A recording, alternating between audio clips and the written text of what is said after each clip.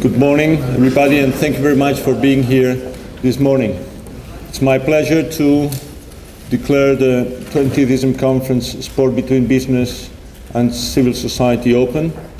And as I told you yesterday, the EASM Conference belongs to you, so please share your knowledge, your experience, your friendship, and your inspiration. And now it's my pleasure to give the floor to Mr. Jens Seger Andersen, International Director of Play the Game. Please.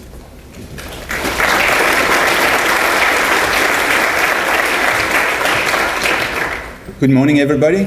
It is actually a privilege for Play the Game to have been entrusted the task of organizing the next 3 plenary sessions, because this has been an opportunity for us to raise in your context an issue that already occupies many of you, the issue of governance in sport.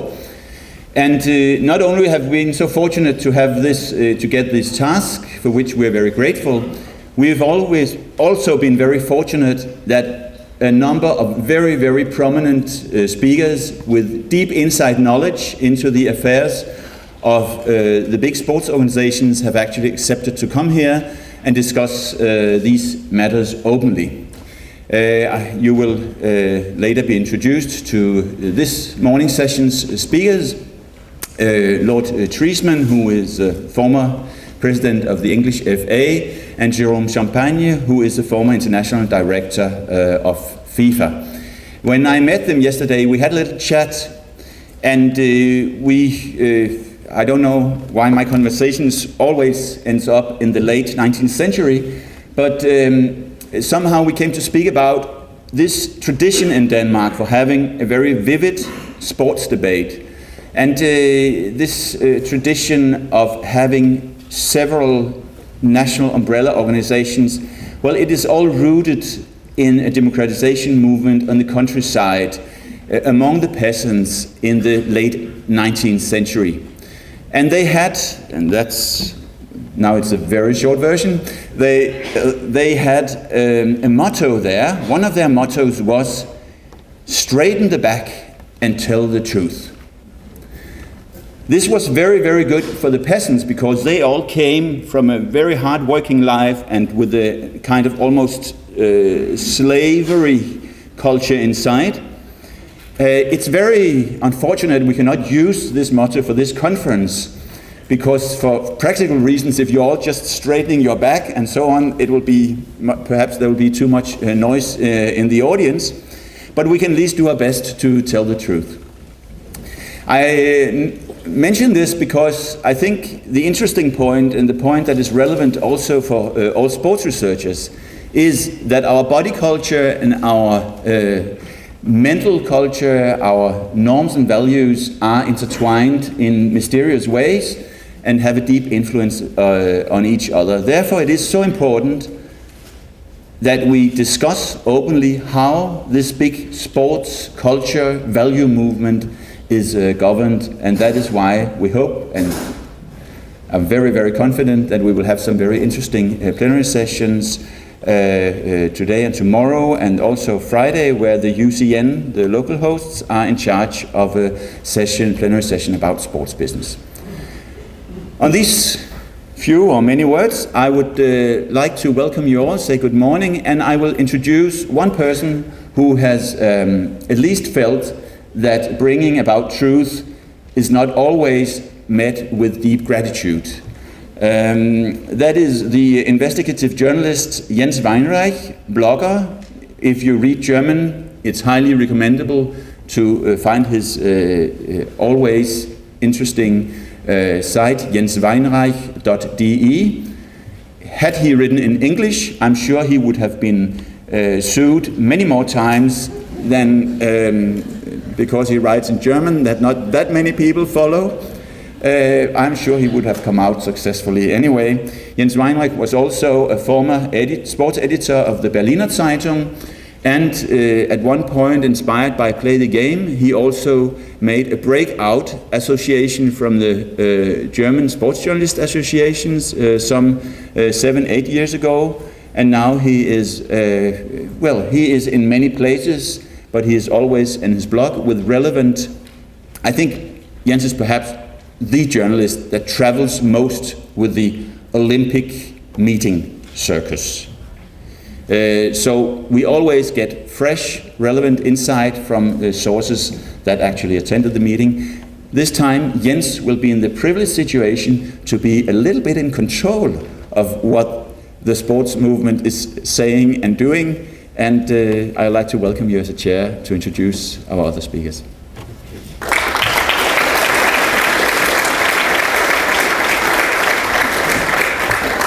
So Jerome Champagne has ordered me this morning to be nice. So to be nice is not really in my focus as a journalist. And as a journalist, I would say I'm more the attacker. But on the other hand, to be a moderator is very easy, because I just have to introduce you, our speakers, and I think the discussion is a discussion which is going by itself after we have heard what Jerome Champagne and Lord David Triesman are telling us.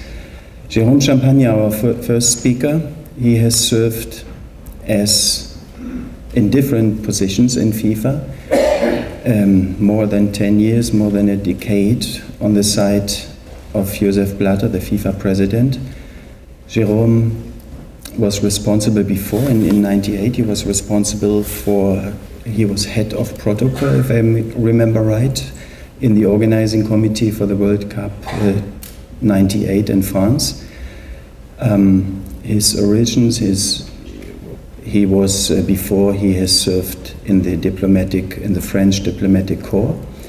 And what people probably don't know is something that he has served also, that he has started his career in football business, so to say, with journalistic work.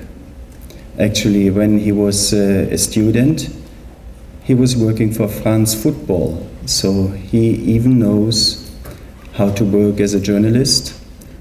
And I'm still thinking about what does it mean? What does it mean for him? What does it mean for journalists? So, Jerome, our first speaker, his topic is the role of Europe in the world of football, and I know that he's going to speak more about other continents than Europe. The floor is yours.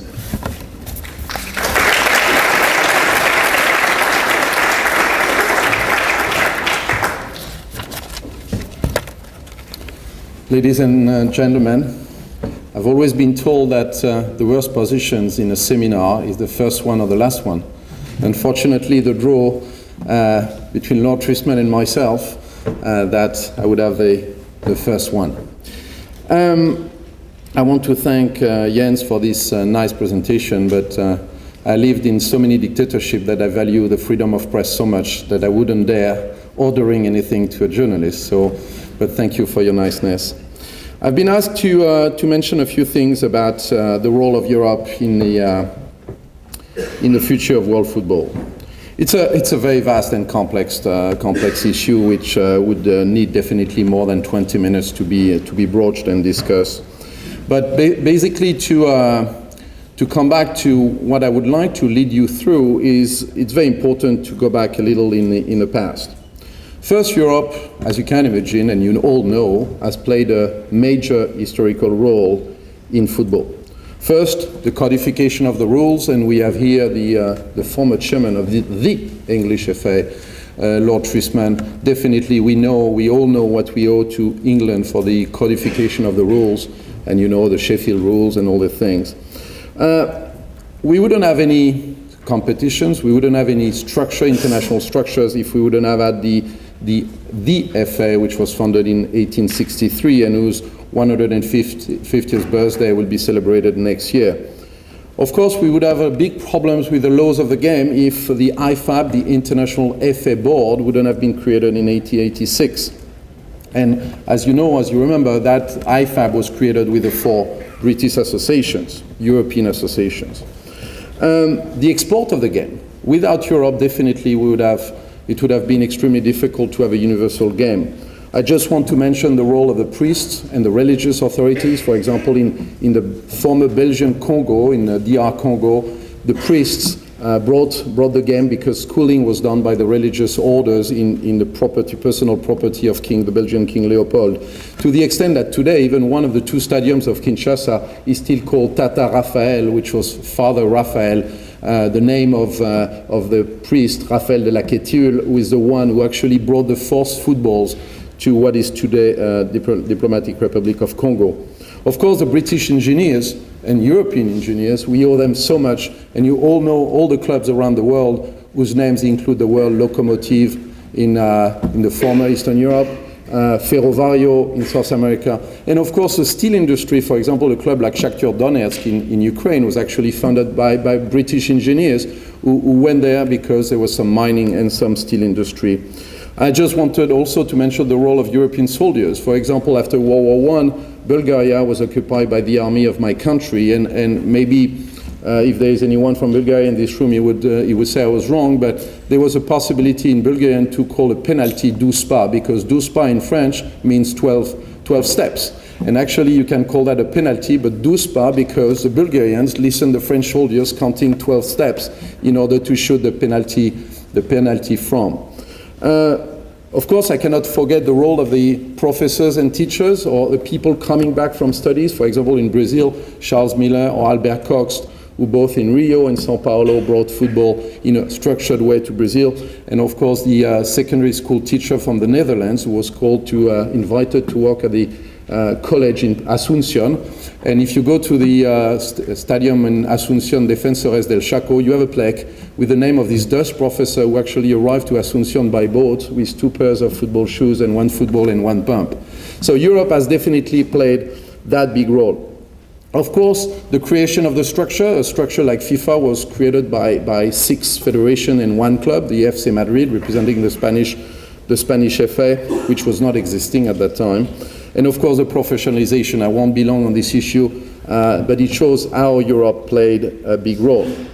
Tactical evolution, we tend to forget some of the things, and I just want to mention one guy, Isidor Kirchner. Isidor Kirchner was a midfielder of the Jewish club from Budapest, MTK Budapest, and he had a big spell as a coach of Switzerland. He won the silver medal at the Olympic Games of 1924. He won 6 times the championship of Switzerland with Grasshopper Zurich.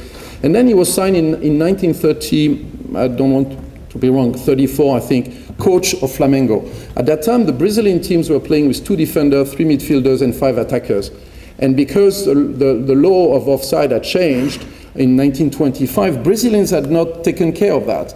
And Isidor Kirchner arrived to Brazil and he said, hey, we have a problem there. And he's the first one who told the Brazilians to play 4-2-4. And once again, you can see that Europe played a big role, not only in exporting the game, in codifying the game, but also in making it the way we know. And even though Kirchner stayed only 1 year as coach of Flamengo, he really marked the influence of Brazil, because whether, of course, 1950 with the defeat, but 1958 they were playing with 4-2-4 with the influence of these brilliant European tacticians.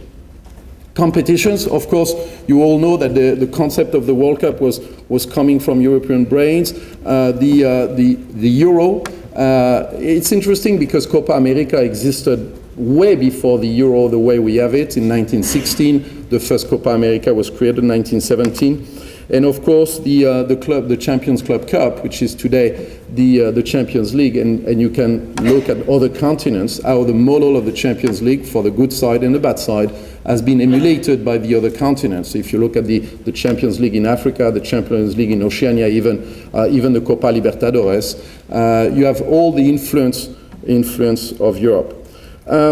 And today we are in a situation where European football has a multifaceted domination on world football, and that's also a very important fact for the future of the game.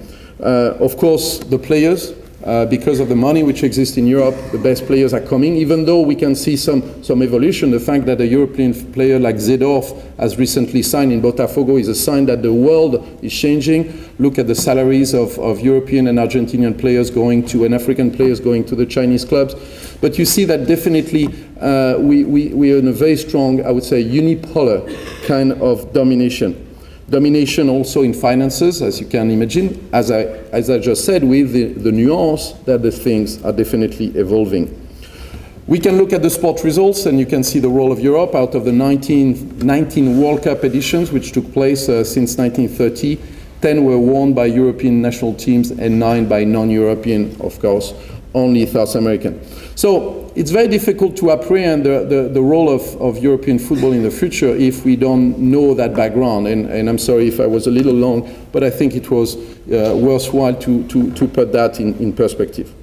However, I think the role of European football cannot be assessed if we don't look at the other side of the coin. And because there is, I would say, a kind of, I don't know whether it comes from our colonial time and speaking here in Denmark, and you didn't have so many colonies. You had the Virgin Islands that you sold, I think, 1915 against some American cruisers and stuff like that. But being French, definitely have a past of colonization which is deeper than yours. But definitely, I criticize all the time the fact that most of the Europeans tend to patronize the rest of the world, and they tend to forget what takes place and what took place in their football. So definitely, I want to stress the fact that Europe has never been immune of the problems we know about the game. For example, the first case of match fixing in England is in 1908, when the chairman of Middlesbrough tried to fix a match against Sunderland. Labour issues. I mean, if you look at the history of the professional football, we always had problems and strikes, but also controversies about another ceiling of salaries or transfer being crossed. False passports, I think Europe is a good example of what we shouldn't do, inventing grandparents, having complacency passports, and I think we have to clean our background as well. The second problem with European football is a difficulty to understand the evolutions of the world. I just want to broach a few issues. Stanley Roos, who was the FIFA president between 1961 to 1974, he was a former international referee, former General Secretary of the English FA, was a guy who personified, and to no offense to my English colleague, personified the old way of managing the game. And definitely, like apartheid, he didn't understand that the world had evolved. And for example, if you look at the FIFA archives, you can see that it was discussions about one World Cup we would field a white South African team, and the next time a black African team. And definitely the 60s were very, very revealing of the difficulty for Europe to understand. Other example that tends to be forgotten is that the African teams boycotted the World Cup 1966 because they were refused a direct entry. And that triggered a lot of changes, which benefited Morocco, which was the first Moroccan team who gained this direct entry at the World Cup in Mexico. Definitely, Europe didn't understand that the other continents wanted development programs. And all these elements, plus the fact that someone like Pelé and Santos contributed to the change and to a kind of football diplomacy, enabled Mr. Avalanche to get elected in '74. Of course, we know the controversies about ISL, the fact now there's not allegations but facts around him, but we shouldn't misunderstand the fact that he represented a very strong vehicle to rebalance the way football was seen.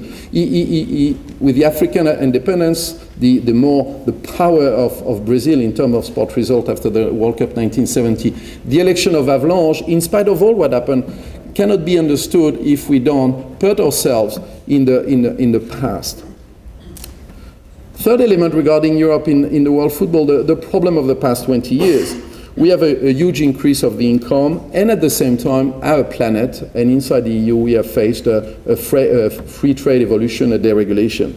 And of course, all that, and you can just on TV and you see the imbalances and the inequalities it has created. I just want to mention the European Commission-led deregulation, which has created a lot of issues by their philosophy of considering sport as an industry like any other one, and the refusal, for example, if you look at any other industry, think about an airline industry, where, for example, 3-4 airlines would gain the majority of the business all the time. Immediately, the EU Commission would investigate that, but they don't do it for football. While we absolutely see a very strong concentration in sport result, in financial result, suddenly the concentration in football is not discussed because we have a major problem here. We have a trend toward elitism, and definitely the Champions League is a huge sport and image success, but at the same time, it's definitely taking football towards a trend of elitism. We see an increasing gap between the clubs, between the countries, even between the divisions. If you, for example, the principle which is fundamental in sport, comparing to American, US closed leagues, that you have a promotion and relegation, is more and more jeopardized when, for example, in the second tier of the football in a country, you make so few money that if you get promoted, you're bound to go down the following year. So we have this situation where Europe has not been able to change its dominating relation towards South America and Africa in particular, which are continuing to produce players. And we have a situation of basically European hegemony. And for example, I just want to give you the IFAB. In IFAB, you have 4 votes, 1 for each of the 4 British associations and 4 for FIFA, which represent 205 football associations. So there is something which is difficult to apprehend. If you look at the FIFA Executive Committee, Europe, with exactly the same number of football associations, had 8 seats in the FIFA Exco, and Africa has only 4. I mean, there is something which is interesting and discussing. Look at the problem of the images. Because, for example, the Champions League and European leagues are broadcast live TV on most of the countries around the world, whether it's Peru or South Africa, a young Peruvian and a young South African will see more European football than the local football. And we have to think about all these parameters when you tend to understand what's going on and definitely to make sure that football would remain a universal sport. And finally, all this evolution of the place of European football has created a trend which is, and there is, if you look at Mr. Johansson's program for the FIFA election in '98, it was basically to run FIFA not as a federation of football associations, but as a federation of 6 continental confederations. And you see that the way Europe conceive, at least some in Europe, conceive their role in world football, you can see that it has an impact definitely on world football. So where are we now? Where are we now, having said the pluses and the minuses of the situation? So it leads to the question of the reform of FIFA, because it's exactly what is at stake. So I want to say that I see some of the reform process which has been launched by Mr. Blatter, is that a few things have already been very substantial. The first one is that FIFA started to adapt itself to the 21st century. For the first time in history, a woman has been appointed in the executive committee, and it's really something which is incredible. After all these years, if you look at the development of women's football, that our sisters had their first representative in the executive committee. The second thing is finally the goal line technology. I mean, all the other sports have used technology to help the referees because the game is going faster. The game is getting more complex. And if you look at rugby, if you look at tennis, if you look at volleyball, everywhere, finally we have the goal line technology. And very soon you will see a stadium, a goal is scored, there is offside, and half of the stadium will take their Samsung or a tablet or whatever, and they will see in nearly real time the line of the offside. The only person who will not see that is the central referee. So we need to... No, you know, think about the situation. I always tell the example of when Laurent Blanc was sent off in the semi-final of the World Cup in France '98. Yeah, it's true he pushed Simic a little, and then he got the red card immediately. The Spanish referee was a friend of mine, José María Garza Honda, didn't see the stuff. If he would have had a former referee in the TV production truck, he would have said, okay, there is a foul, but he didn't deserve a red card. Look at last week, I mean, Everton scored a goal and he was denied. And all that shows that we cannot live with injustice. We can accept errors. We can accept errors of the coaches. We can accept errors of the players. Because if there's no error, as Elenio Herrera was saying, the end result will be 0-0. But how can we live with injustice? And also, it's very interesting, the decision, I don't know whether it was talked a lot here in Denmark, is the fact that finally the IFAB authorized Muslim girls to play with veils and headscarf. And once again, you can be for or against the headscarf. It's a personal issue. But because I travel a lot of Muslim girls and women cannot play without that. And they want to play. So the real decision, and I fully support that, is to take that decision to enable these girls to wear it to play, because if not, they wouldn't be allowed to do. The second major thing, which is for me very, very interesting, is that Finally, FIFA started giving back to the national football associations the competences which are theirs in the FIFA statutes. FIFA is a federation of 209 federations, and in the past 20 years, more and more power has been taken away from the Congress to the EXCO. For example, until 1966, it was the Congress which voted the country hosting the World Cup. And so first decisions have been taken in this direction. And finally, and it's very important, FIFA is now endowed with a very strong ethics committee with the power to investigate without statutes of limitation, no limitation of topics. And the appointment of someone like Michael Garcia, a former DA from New York specialized in organized crime, I think it's a major step. It's a major step to clean, and the major step to clear all the allegations, justified or not. The Commission will tell, but I think it's a major step. However, I think a lot of things needs to be done in FIFA, and the reform process, which is a good start, needs to tackle other issues. The first one is clearly the democratization of the structure. You know, let's take an example. We all start for democracy. In a democracy, you elect for the president or prime minister, the head of the party, and let me give you an example. A lot of people believe that the FIFA president is almighty, and that the FIFA Executive Committee, the government of the president, is not at all the case. I give you an analogy. The FIFA Executive Committee is as if, for example, the US president is elected, is going to Capitol Hill, is sworn in, he arrives at the White House, and he wants to visit the cabinet meeting room. And let's take a name to make it more concrete. Let's say Obama arrived at the White House, he wants to see the cabinet. But the cabinet is already appointed and elected by people in a previous electoral cycle, people who even fought the elected president in the just finished campaign, and some people who said, oh, I can like the president, but I'm not going to follow his politics and his policies because I want to take his position in 4 years.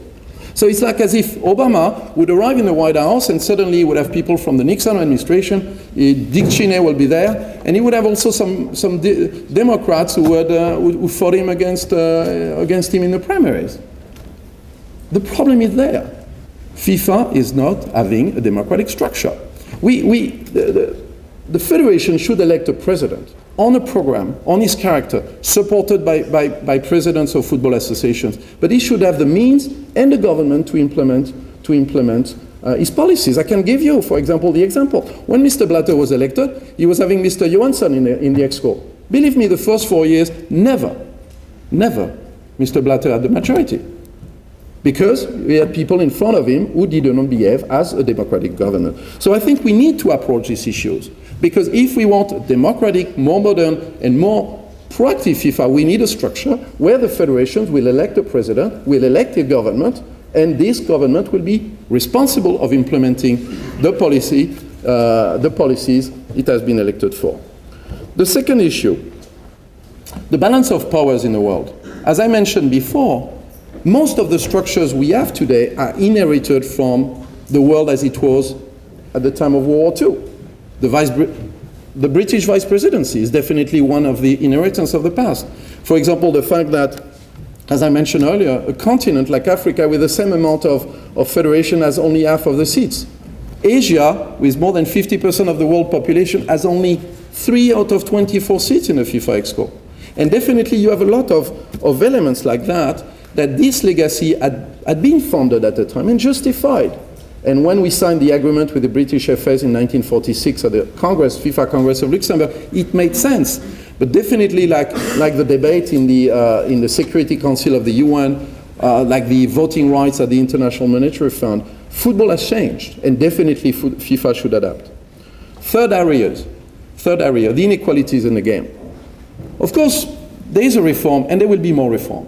But does it make sense to have all this reform if we don't discuss which kind of football we want?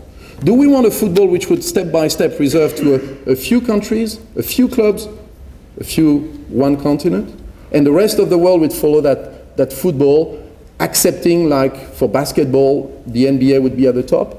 Or do we want a football which is really universal? Do we want a football where everyone has a chance to participate, where everyone has a chance to win? If we want that, we need to tackle that issue not as a side product of what FIFA reform should be, is that the reform itself should integrate that, because we need a more proactive, a more, I would say, more engaged FIFA in the world.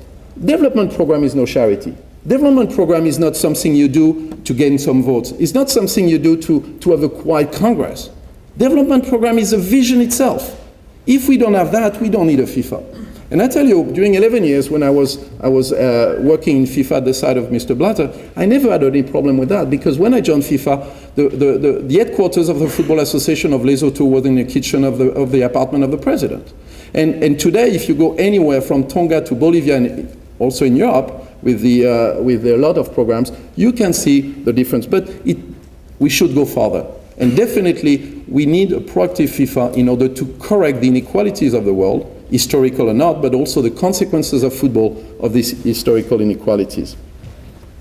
Fourth issue, the balance and the repartition of competences between the football shareholders and the actors. For me, it's clear. The strength of football has been because national association, the DBU in Denmark, the FA in England, the South African Football Association in South Africa, they are the elected parliament of national football. That's the only place where we can balance the interest of amateur and professional football in a country. And so the strength of football and its universality came from the fact that FIFA has been composed by 209 associations. But when you look at what's happening today, the government I just mentioned, which is not a democratic government, because it has not been elected to implement the policy the president has been elected for, is also, to give you another analogy, the United Nations General Assembly is composed by nations. The Security Council, whose composition can be discussed and should be reorganized, is composed by nations. How is the FIFA Executive Committee composed of?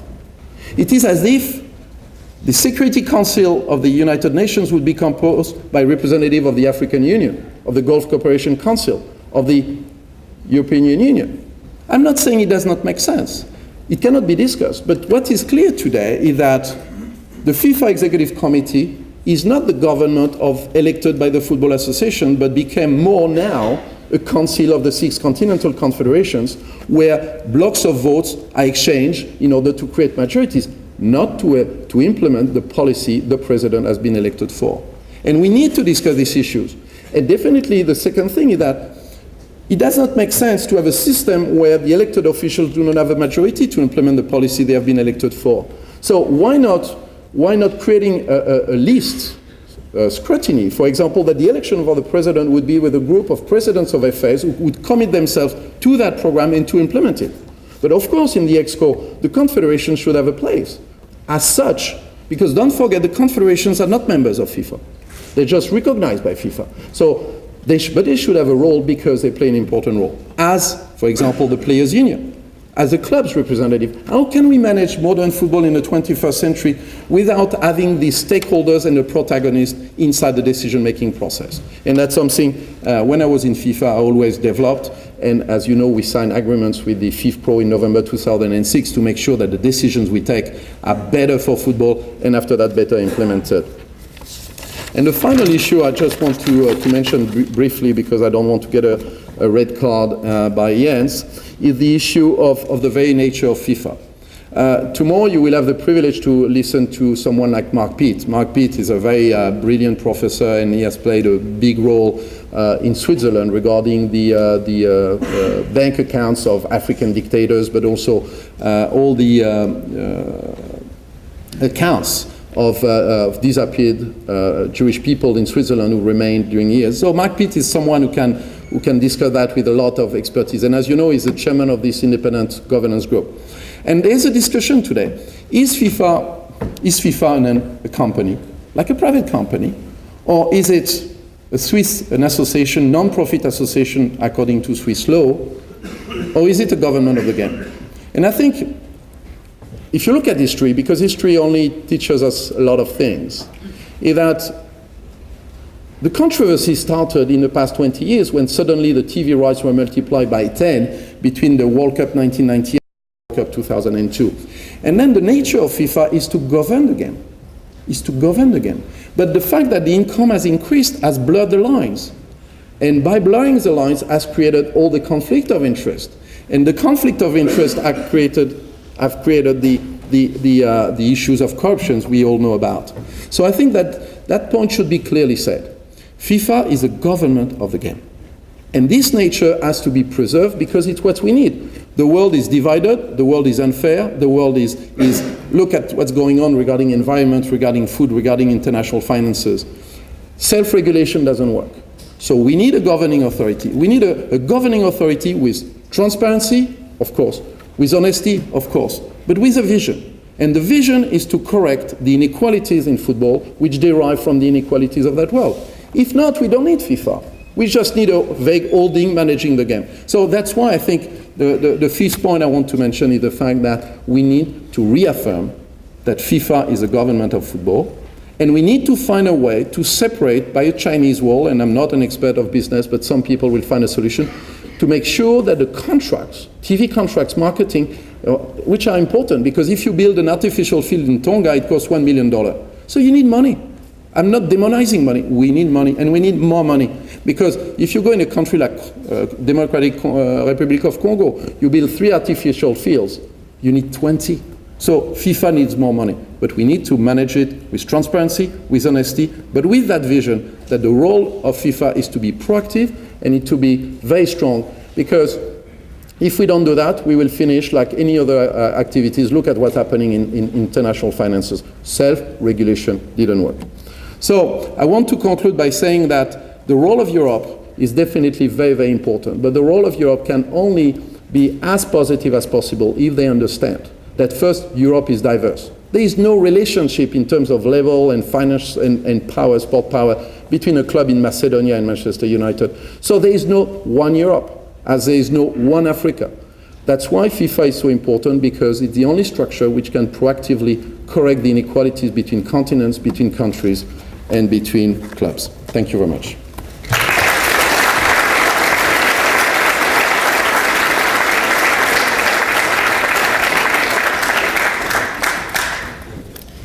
Thank you, Jerome. The relationship between FIFA and the English FA has become a very delicate relationship. It culminated in 2011 at the Congress in Zurich, when Senior Vice President Julio Grondona from Argentina told the family, the English have to let us alone. He told the English FA, don't disturb us anymore. And Grondona has called English journalists liars, and he has said, the English journalists are more busy lying than telling the truth. That was the culmination of the so-called relation between the English FA and FIFA. Our next speaker, Lord David Triesman, has served as the president of the English FA, and he has made his own experiences in the relationship between FIFA, and I'm very sure he will talk about that as well. The floor is yours.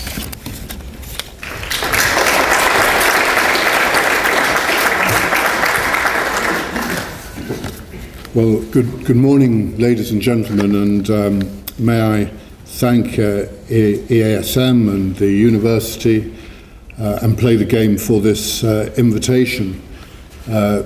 It's interesting to have heard at that moment what Mr. Grondona had to say about England and the English FA. Perhaps what he had not understood thoroughly was that you could travel a good deal in English football and find any number of people who didn't want to have anything to do with FIFA.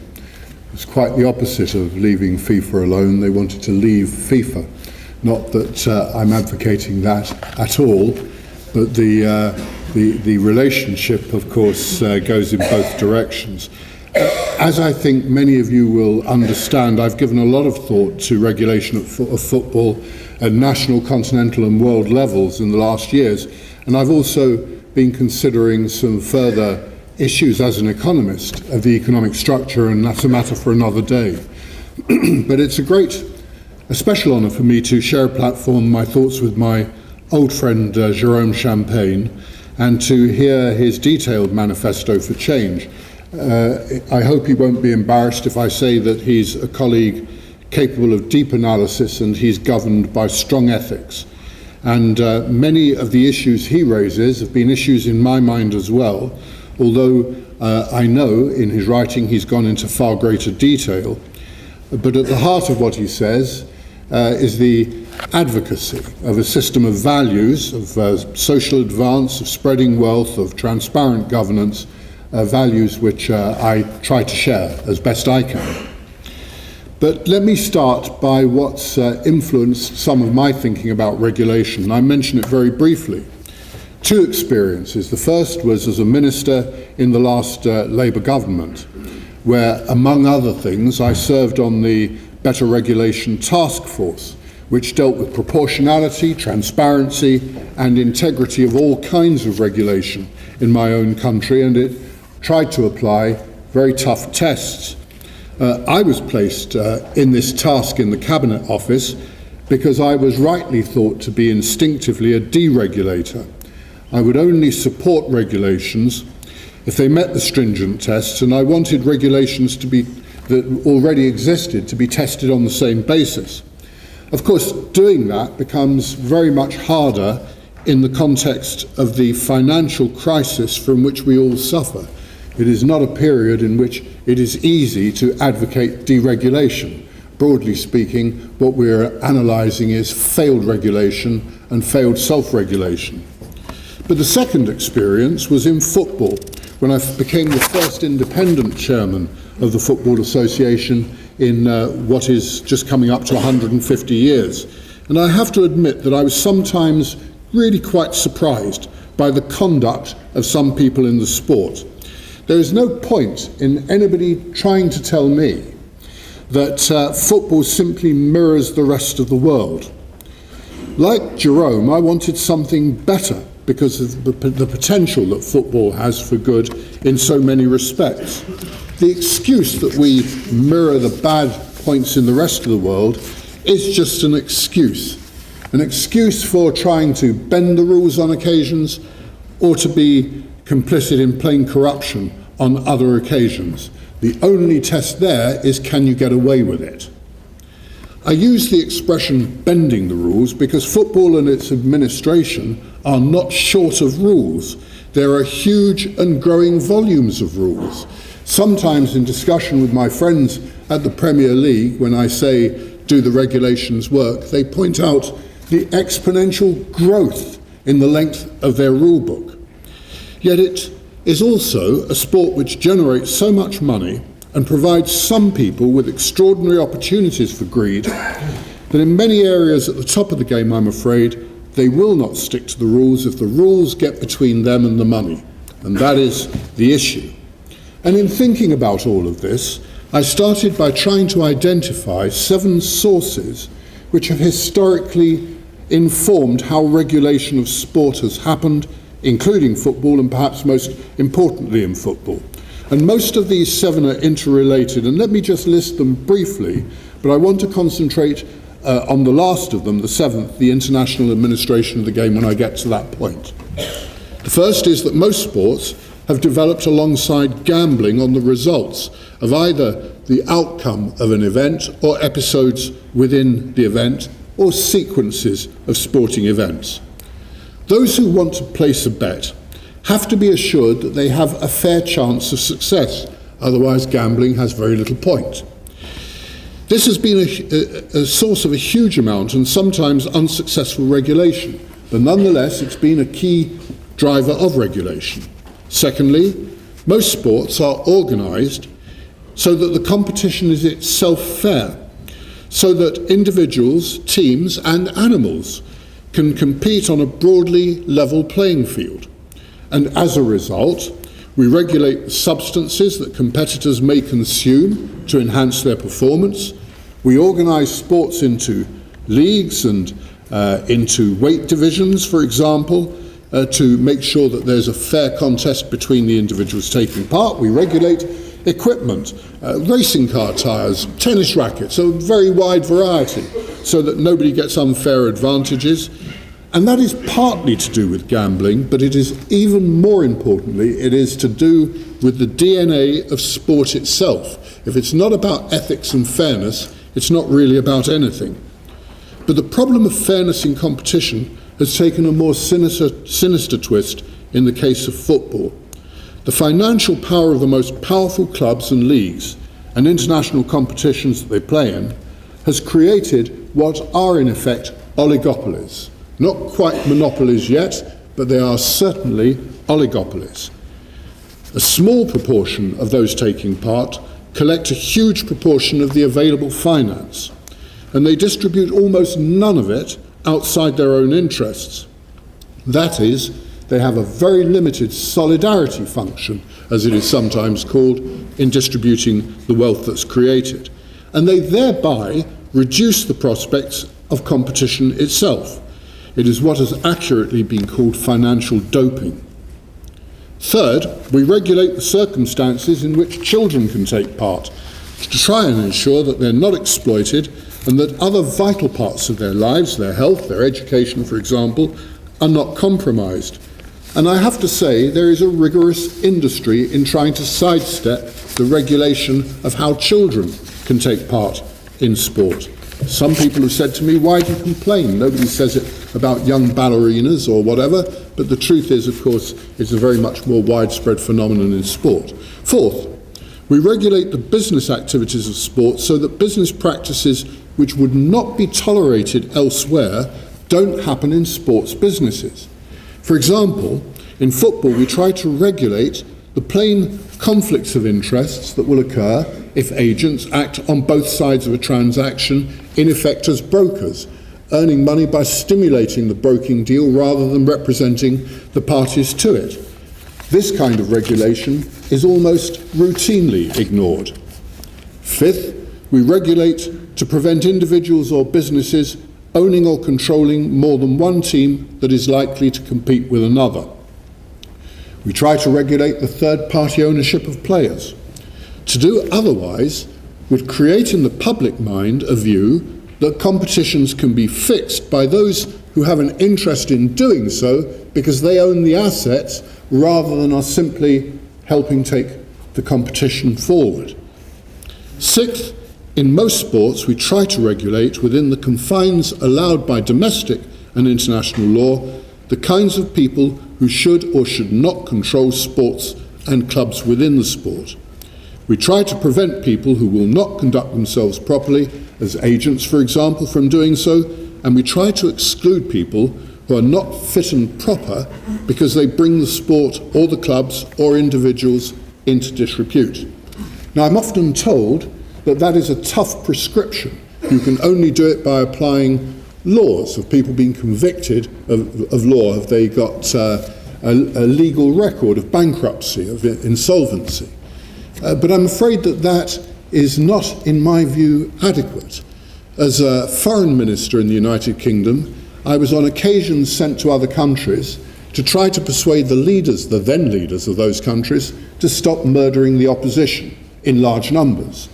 Yet it was perfectly possible for them to buy a football club and everybody to say they never were convicted of any kind of crime. Now, I just think that there is a mismatch there which is so obvious to everybody that you can't but take notice of it. Mass murdering is not really conducive to that kind of role in football. And finally, my seventh point is we try to ensure that governing bodies of sports, whether at national, continental or world levels, do not act in a corrupt way. And they don't allow the rule systems to be sidestepped or ignored. And this is particularly important where they have the power to award the rights to hugely valuable competitions or to competing locations and cities.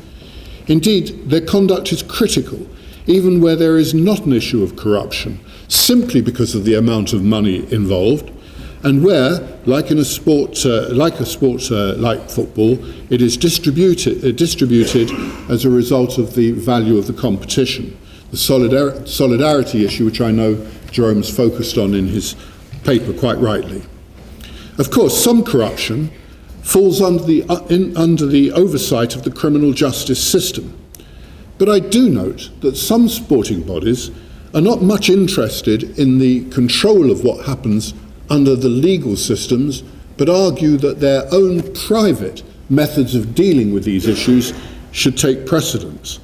They set up paralegal bodies to do it. They insist that all participants agree in advance to the exclusive use of such bodies. And I believe that that is an extraordinary requirement in the 21st century. It would probably have been regarded as fairly abnormal during the late feudal period. As a result, there is a growing hunger for the effectiveness of effective codes to regulate governing bodies. Now, the first 6 kinds of regulation that I've mentioned inevitably have created greater requirements themselves on the international governing bodies. Let me focus on football because it provides the best examples. There may have been a time when anything that I've described could be regulated within a single country. I'm not so sure it could actually, but there may have been such a time. But globalization of the sport makes that impossible. Gambling, either directly with bookmakers or on the internet, knows no global frontiers at all. It is an industry without borders. East Asian gambling operations are global, and they are almost entirely unregulated. Now, I'm choosing a couple of examples to illustrate what I say, and they are both from Thailand as it happens, but I'm not particularly wanting to pick on Thailand. They just happen to be good recent examples. There are a number of examples where the issues of whether matches have been fixed, often in secondary or subsidiary leagues in Europe, have been tracked back to gambling operations in East Asia. And there can be no question that once there is a cross-border mechanism of this kind to overcome any possible regulation, then you can deal with it in international bodies.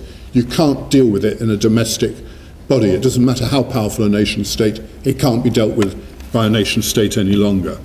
So there are a significant number of investigations of match fixing with bookmaking in Bangkok, and many of the events on which the gambling took place in Europe. Global crime then needs an armoury of global responses. Issues like the chemical doping of athletes have inevitably given rise to international machinery like WADA. The movement of athletes, cyclists, footballers and others around the international competitions demands a global machine and international rules. You can't have rules in one continent that you can't apply in others. By the very concept, using the very concept of financial doping, immediately calls for a new and intelligent approach. Quite aside from the impact of television exposure, particularly of the Premier League, running directly at the same time as local football matches in other places, all that happens is that those local matches lose their audiences and lose attention. It is because of the power and indeed the quality of what's being put on the television that they directly suffer. But the consequences are pretty acute because of the concentration of financial power, and that is something that Jerome has mentioned. But let me just put it in a slightly different way to you. Only 4 clubs have won the Premier League title. That is, 95% of all Premier League titles have been won by just 4 clubs, one of them most recently. Bayern on its own has won 60% of the last 15 Bundesliga titles. It holds most of the other domestic records as well. Over the same period, Barcelona and Real Madrid have won 83% of all Spanish titles. All Scottish titles have been won by one of 2 clubs in modern history, although I have to say in future it'll only be won by one. One club, Porto, has won 70% of all Portuguese titles. These are concentrations of power and influence which speak for themselves, and if we were discussing any other industry, would speak volumes. In domestic earnings and world merchandising earnings, a phenomenal boost from the Champions League earnings mean that nowadays, if you want to break into that, you have at least to have a sovereign wealth fund behind you, otherwise you can't get in. Just consider that. We don't want politics mixed up with sport, but the only way to break in is to have a sovereign wealth fund. is there a more clear-cut demonstration of the power of politics in sport, but through a slightly different route.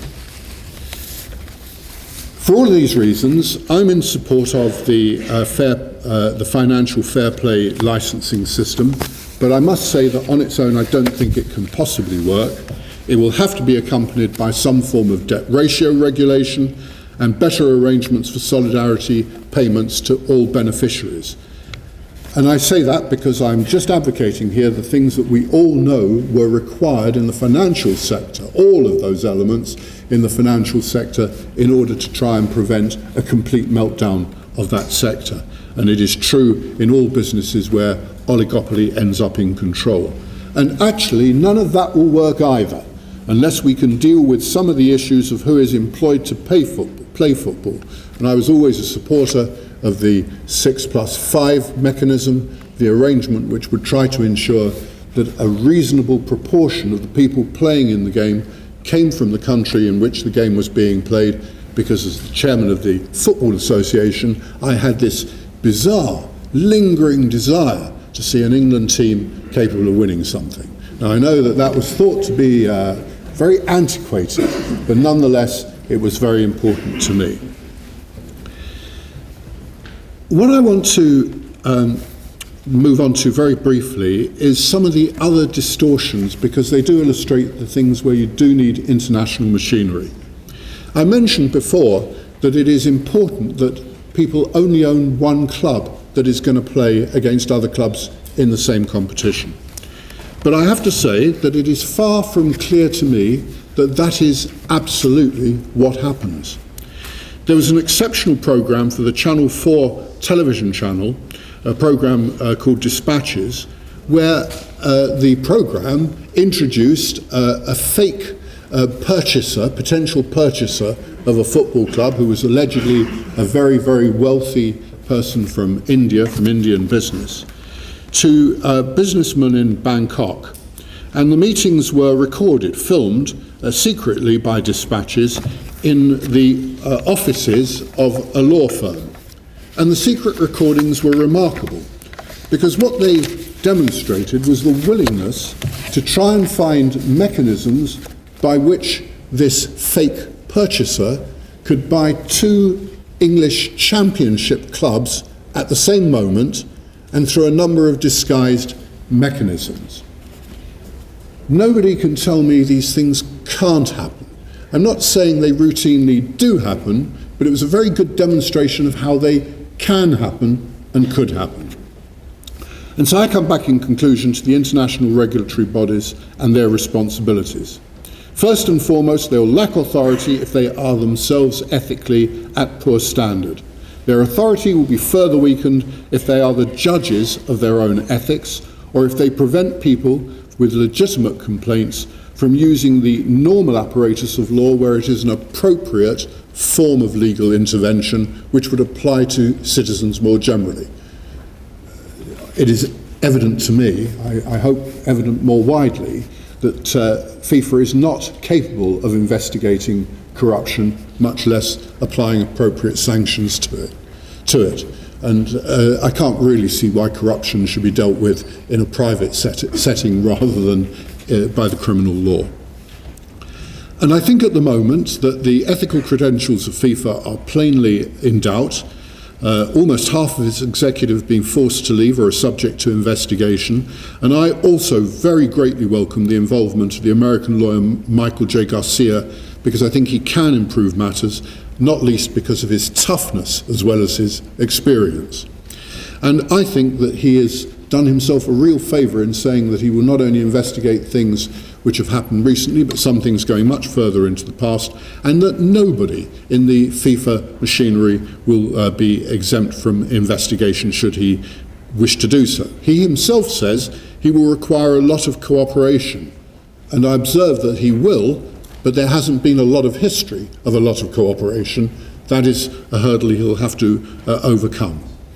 And probably in the background of it, he will need to see the growing power of the confederations as having subjugated the authority of the federations, the football associations, because that is one of the structural systemic blockages to doing the job effectively.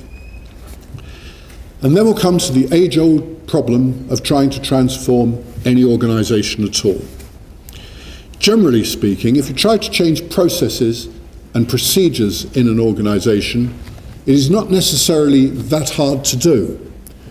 If the culture doesn't change, all of those changes in processes will fail. I liken this to a boxing match. If you had a boxing match between processes and culture, culture would win by a knockout in the first round of every bout. It will always decisively win. And that is why, to change culture, three things have to happen. The political character at the top of the institution has to be reformed root and branch, and proposals to do that are important. Second, there has to be a straightforward adherence to the rule of law, whether it's the special laws within football or general laws. You can't have a rule of law that is dominated by self-interest. And finally, you plainly have to have aspects of governance, all aspects of governance that are accountable.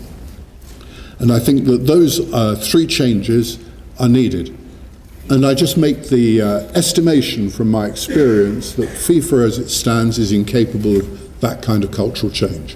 I don't believe it's capable of it, and for those reasons I believe its current leadership will have to go before those changes are made. That's a harsh prescription, but I look at all organisations that face the difficulty of cultural change and I ask what it is that really stands in the way. And the answer is often history. People who have been in positions for very long periods and are unlikely to either change because someone persuades them or to want to do it because in their own DNA they want to do it. Culture requires a very, very much more fundamental change. So we need to start a fresh page. We need a president elected in a transparent contest, not in a coronation, on a publicly known manifesto which can be questioned, supported by a team of people committed and elected at the same time, preferably, to see through that manifesto, because that will have been the conditions of election, having fought against perhaps others with other manifestos, so that there is a clear-cut democratic outcome which people can understand. And football remains too important a cultural force and too important for the spreading of opportunity to allow it simply to continue at international level as it is. For those who love the sport and believe that it's capable of doing very, very special and very great things, that for me is a change which has to happen. I've probably become too old, and maybe I've been through too much of it to believe that I can have much impact on it. But I tell you this, my love of it is still the same, and my belief that it has to change is still the same. And if that means that people say this is not the talk of a football person, which usually means a failed businessman in some other industry who happens to have got control of the club, well, so be it. So be it. I came through semi-professional football as a player, I was a referee, I've done coaching of young people, and if that doesn't count, that's fine. But what does count is that football changes. Thank you very much.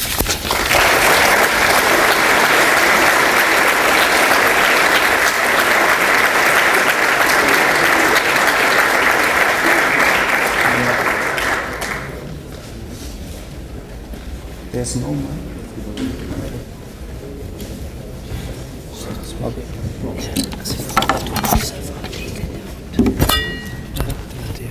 So.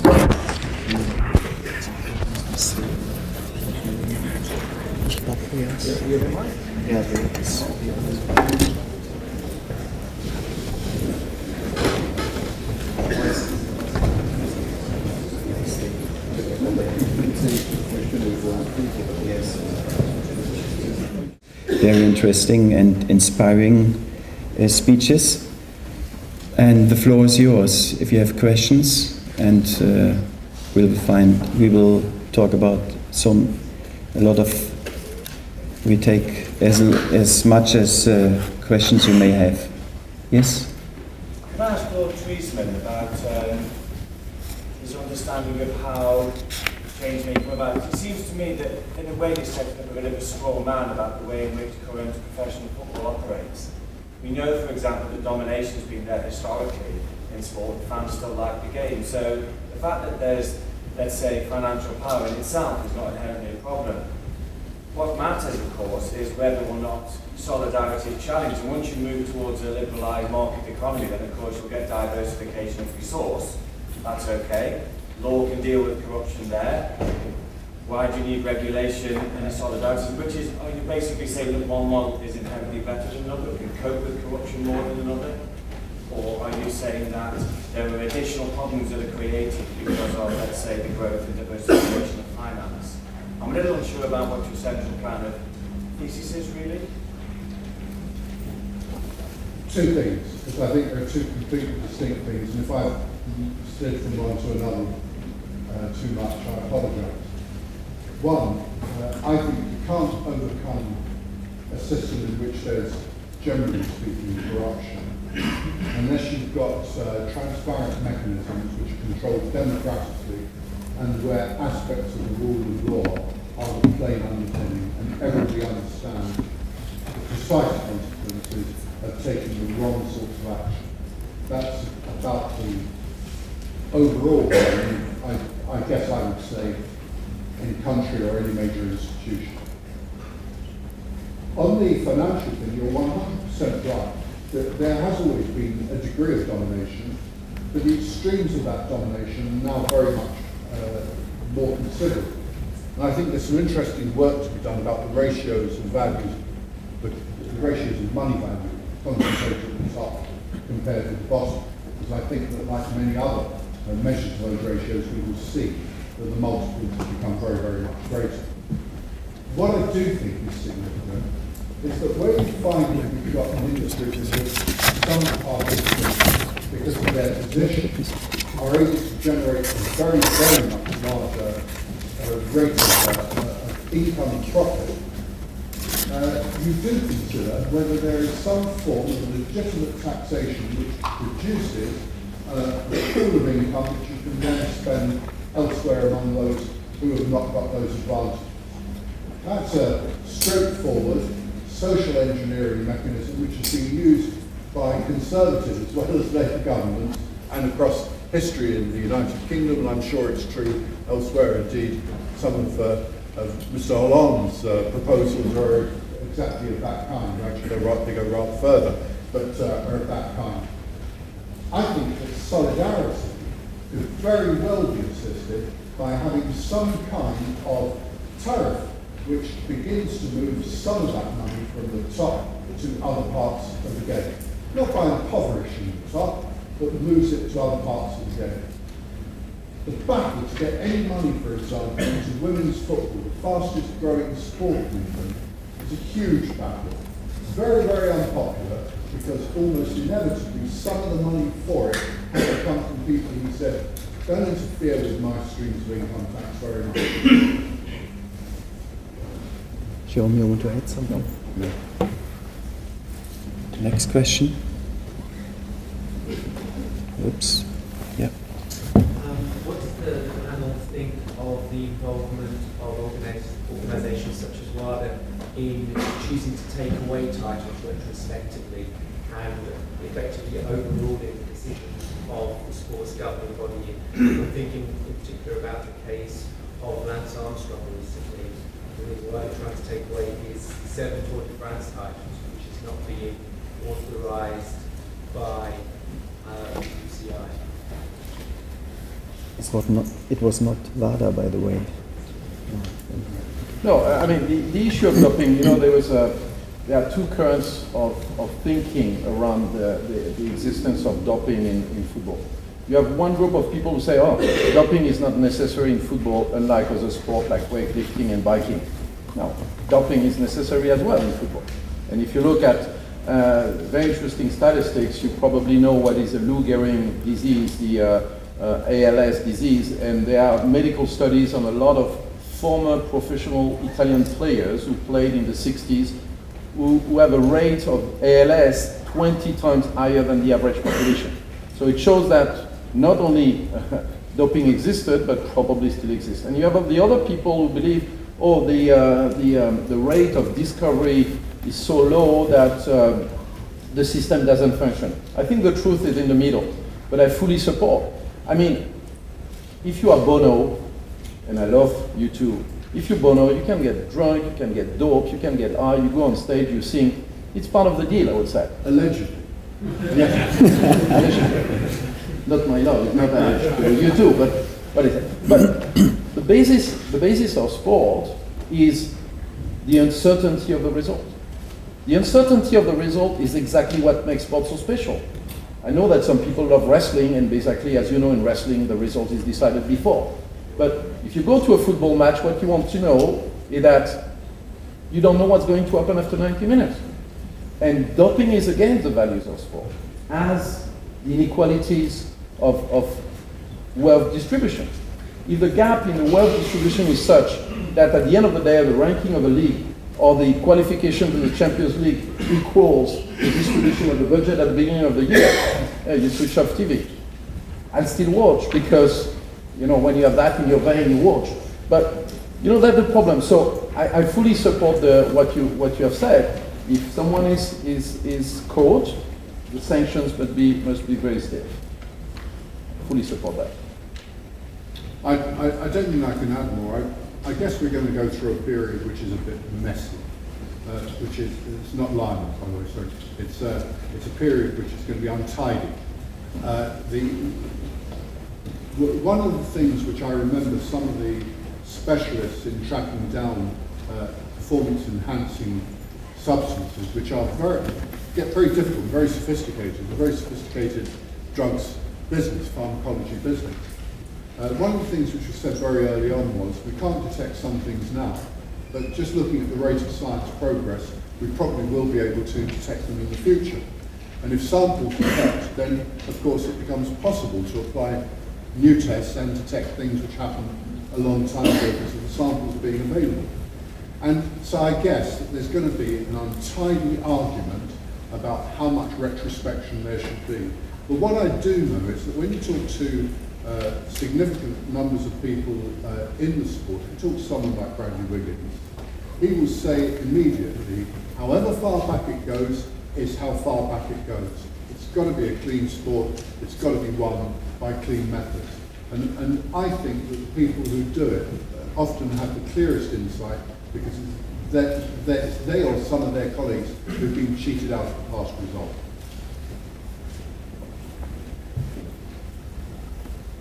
There was another question. James. A question for Lord Triesman on the inequalities of the game. Just going back to your time as the chairman of the England World Cup bid committee, travelling all over the world, trying to argue that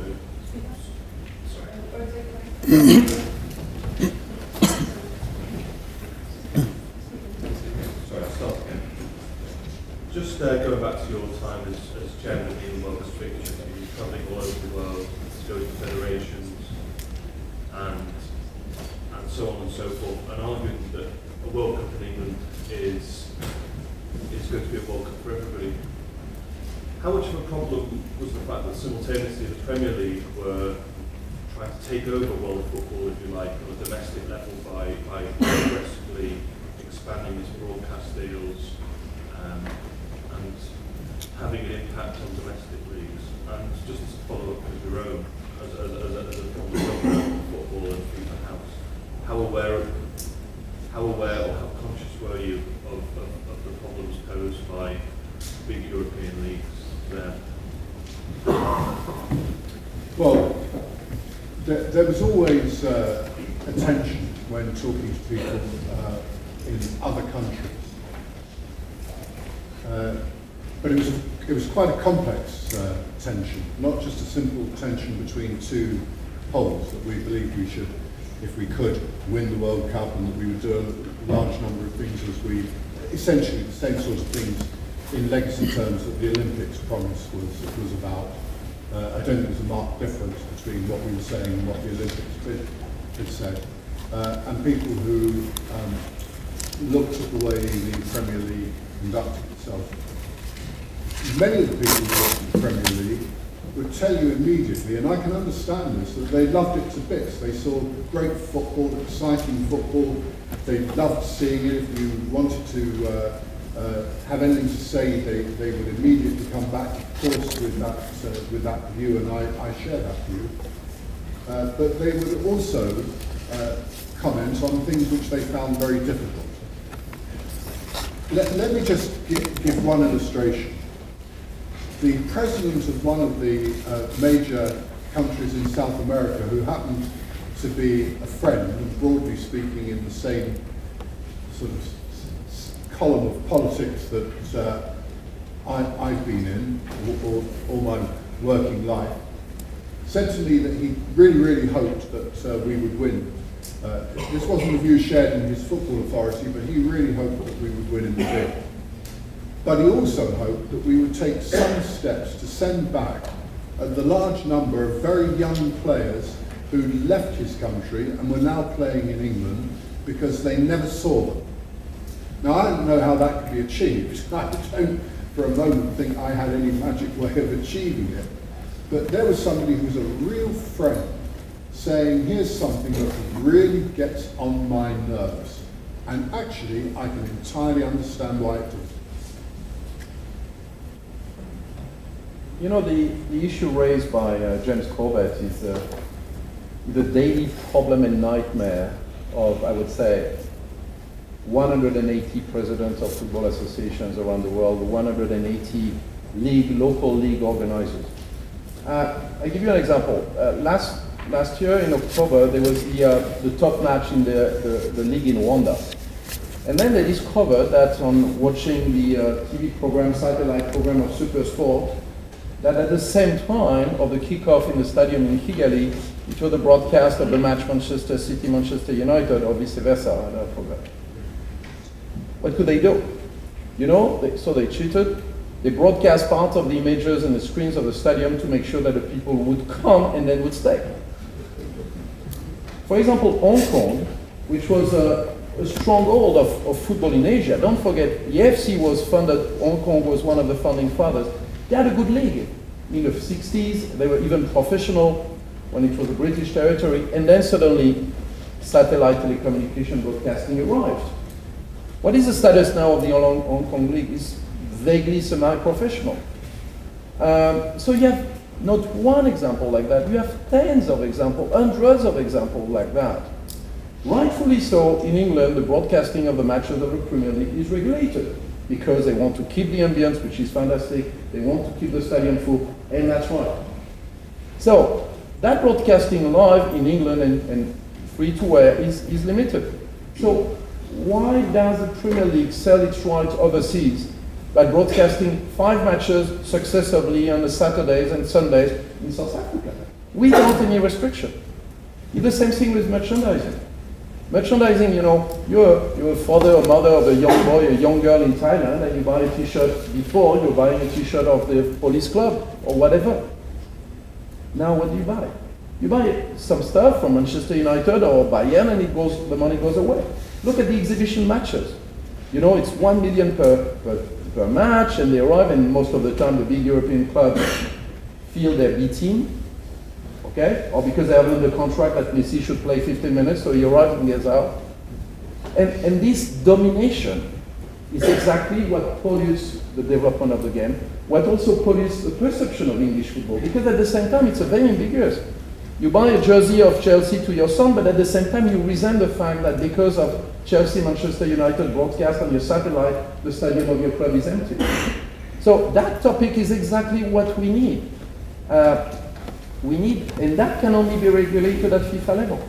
We need to sit down with the big leagues of Europe, which broadcast their matches abroad, and say, look, we don't want to make you less wealthy. On the contrary, we want the Premier League to be wealthier. But can you understand that we have to adjust to the needs of football in Rwanda or in Vietnam? It's exactly what you advocate. Self-regulation doesn't work and didn't work. That's why we need a world governing body which functions on transparency and credibility, but also which has a clear vision on what are today the consequences of the imbalances we face. Simon Chadwick. Simon Chadwick. It's a question to Jerome, but I guess a question to generally. And it's a question about multicultural perceptions or interpretations of good governance. And I thought your point earlier, Jerome, about when you said that Europeans have a tendency to patronise the rest of the world. Clearly, we have a very strong impression, most Europeans, of what constitutes good governance. But in other parts of the world, what constitutes good governance may be seen in a very different way. I think particularly in the context of what's happening globally, with shifts in economic power and strength, I just wondered, how do you think we reconcile these different multicultural perceptions of what constitutes good governance? So in other words, how can people ever hope to arrive at a solution or arrive at a model of good governance when we all see it in a very different way? Europeans see it very differently, for instance, the Chinese, what Chinese consider to be good governance is very different as well. Okay, let me start by saying you heard my accent, I'm French. I'm from Europe. We have very strong checks and balances, mechanism control, blah, blah, blah, but we have corruption. And where there is more money, there is more corruption. For example, I mentioned the case of 1908, the chairman of Middlesbrough. But look at, once again, I'm not making a judgment, but I'm just saying what Mr. Michael Garcia said on ARD 2 weeks or 3 weeks ago. He said, I will investigate everything. I will investigate ISIL, I will investigate Qatar, I will investigate Russia, but I will investigate what Germany is alleged to have done in 2000. And for the ones who read German, and it's not a German on my behalf, read May 2003 Manager magazine, which belongs to the Der Spiegel group, a serious newspaper, 6 pages of evidence of what Germany did to make sure that they would host the World Cup 2006. So now we're going to tell people, okay, we in Europe, we know better. Where's that? We brought corruption over there.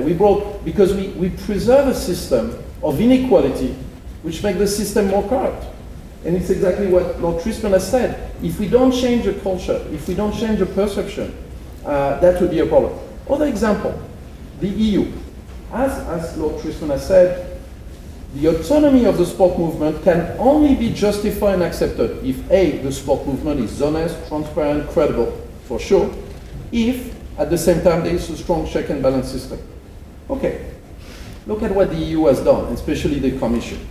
The Commission has tried to create artificially a form of European nationalism, national patriotism, thinking that we're all European, but at the same time we remain Danish, we remain Polish, we remain French, whatever.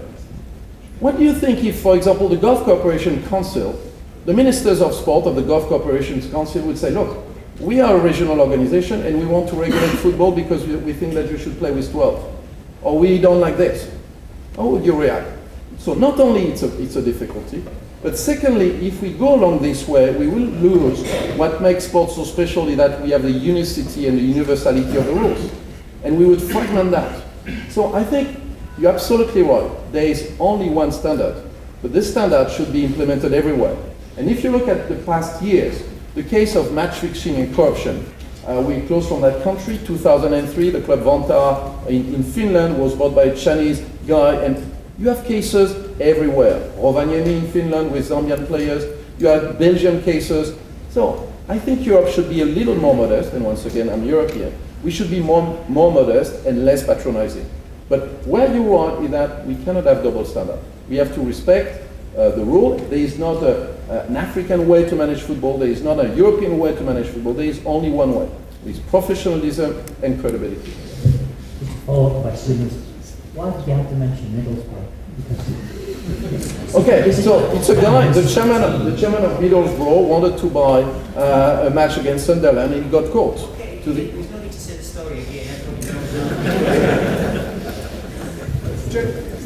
Could I add just one very, very quick point? Because I think you raised a very critical issue. Most of the things which I think transform culture are not in and of themselves European concepts at all. They were exactly at the heart of the Millennium Conference in 2005 of the United Nations, drafted by Kofi Annan, who happens to be Ghanaian. And they are obviously sets of standards which are not universally met, including in Europe, but nonetheless, they represented what I think he and the United Nations, which pretty much overwhelmingly adopted the Millennium Changes, believed should be kind of the right kind of objectives. And I mention that here today because I think, if I remember Kofi's speech properly, he said the objective is very clear. Everybody wants to be a Denmark. That may please some people locally, I don't know. We got time for one last question. As a Middlesbrough season ticket holder, my question is not on corruption. It's about the recent House of Commons report committee about racism in football and suggesting that the British have still got the problem, and given the recent examples of Suarez and John Terry, what more can the FA and the UEFA and FIFA do to try and eradicate this problem? Well, I think it's a really serious question, not because I think we haven't done anything. I think that there's a lot of, the kick it out people have got a huge amount that they contributed to the game in England. And I think that there have been real advances, and I say that not because I think it's my judgment, but because Paul Elliott and Garth Crooks and others have tried to make a proper assessment of it, and Helen Moosley have reached those kind of conclusions. But there is still a very real problem. People say things like, well, you know, what's said on the pitch or what's said in the dressing room should stay on the pitch and in the dressing room. But what's said is often unspeakable. It's intolerable. And my own view, for what it's worth, is that we should adopt zero tolerance, and we should consider even sanctions like points deductions, if that's what's called for, to get clubs to control their players properly. The reality is that Bertolt Brecht said, well, he said it about anti-Semitism, but it's actually true about all racism. It's a light sleeper. You may think you're making progress, but it wakes up, and if you don't stop it, it gains a real momentum again. And I think we've got an obligation to ensure that doesn't happen. Absolutely clear-cut obligation. Yes, we go in extra time. I'm going to speak on behalf of someone that I share his views. It's about Lilian Thuram. Lilian Thuram, as you know, is a French West Indian from Guadeloupe. He played for the national team. He's among these players who sing the national anthem. And the fact that his ancestors suffered from slavery, from French colonialism, always was very touchy on this issue, because he was basically saying, my ancestors were French before the people living in Strasbourg. And he said something, the problem of racism is that most of the people around the world, and unfortunately the majority of the people around the world, still believe that races exist. If you go, for example, if you take the US Census every 10 years, you have to cross a box according to your race. And we know it does not exist, because if we have 25 different genomes, DNA pieces, only 250, 1% determine the degree of melanin we have in our skin, whether we have straight or curly hair, and whether our nose is larger and our nostrils thinner.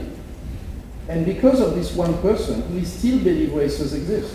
Why, for example, the blood groups or the organs graft compatibility groups are much more important than this 1%. And what is very disheartening for me is that in a world where sciences and knowledge spread more and more, people still believe races exist. And Lilian Thuram, and I know I have a chance, I don't want to be seen as the name dropper, but I know him very well. This guy has created a foundation against racism, and he goes to classes and schools in France between 2nd and 4th grade, because he has observed that it's at that age that the kids start to believe that they are racist. And I think the real problem we have is that we're still influenced by the racist thinking of the 19th century, and unfortunately it was a French guy like people like Bobino, who believe that you can determine the behavior of a nation according to physical evidence and DNA. So I think what Thuram is doing is absolutely remarkable. We need all absolutely to propagate the fact that there is only one race, the human race. And I want to give you one thing, and it's among the things I've done in FIFA I'm quite proud of. In 2003 we reformed the statute. And in the Article 2 or 3, there's an article against discrimination. And it was written, and you can check on the internet, it was written discrimination, blah, blah, blah, are forbidden according to race, social gender, social blah, blah, blah, religion. And we changed it to ethnic background. Because if you have the notion of race in your statute, you give credibility to the people who influenced us in the 19th century with the consequences it had in Europe in the 20s, and it continues to have in the world in the 21st. So I just wanted to make this remark because it's something which is very, very important in my view.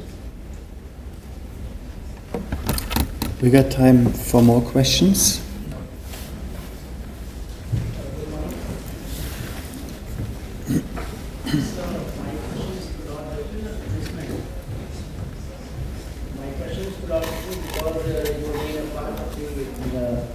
Government as well as a part of the sports also.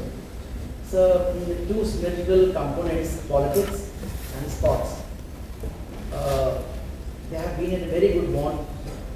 But over the past decade or so, we are finding that these symmetrical components, they are changing their shapes. From my part of the world means I am from India, and we are trying to find out a way as to how can these two components work far more better. But this process is taking too much of time. In between, the value of the sports and the dignity of the sports is going down. Sir, could you just let me know in search of a question that how these two synergies can combine once again and form for the better of the civil society and the sports. Thank you. Gosh, well, I think you just asked me for a kind of a 1-minute PhD thesis. That I'm in university was awarded at the end of the 1 minute. The whole of the relationship between sports and political worlds, if I'm getting the question right, has always been complex, and politicians have used sport and sporting engagements for all sorts of political processes which many of us would think were not legitimate.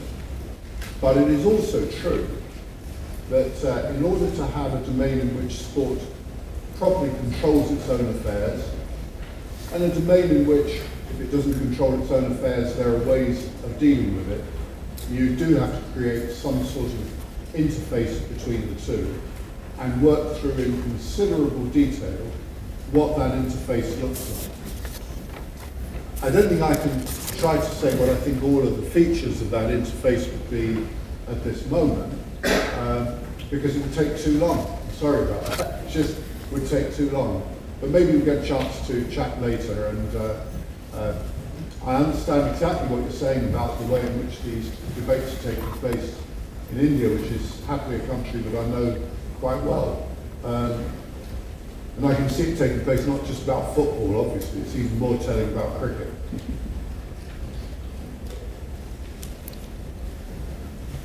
It's up to you.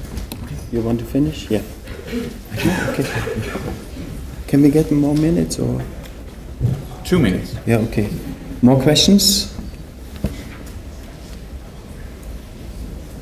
So no questions at all. So I think Lord Triesman, I think Jerome Champagne, what did we learn this morning? I learned from Jerome that we should not demonize money. We need money. And we learned from Lord Triesman, you can't overcome a corrupt system. There's probably hope, but I don't know if there's hope in FIFA. Thank you very much.